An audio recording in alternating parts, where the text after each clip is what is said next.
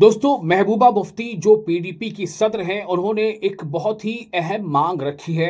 और ये मांग रखी उन्होंने रेलवे महकमे से। जी हाँ, महकमे रेल से उन्होंने ये मांग रखी है कि कश्मीर, वादी कश्मीर से चलने वाली एक मालगाड़ी जल्द से जल्द वादी कश्मीर को दी जाए। जो मालगाड़ी वादी कश्मीर से चले और मुल्क के मुख्तलिफ हिस्सों तक पहुंचे, ताकि कश्मीर के जो फ्रूट ग्रोवर्स हैं उनको आसानी हो।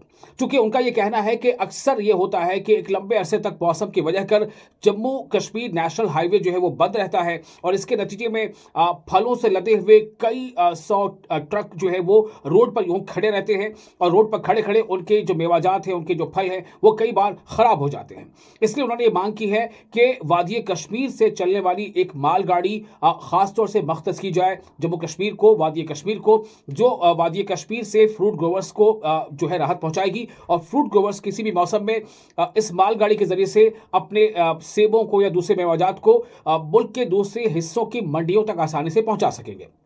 अब सवाल ये पैदा होता है कि मांग तो उन्होंने काफी अहम की है, लेकिन ये मांग कितनी फिजिबल है और कितनी जल्दी महकमा रेल इस पर ध्यान देगा, और क्या वाकई महकमा रेल इस मांग को जल्द पूरा करेगा, ये काफी अहम सवाल है। क्योंकि इस सवाल से खासतौर से जो कश्मीर के जो फ्रूट ग्रोवर्स हैं उनका मुस्तकबिल जुड़ा हुआ है।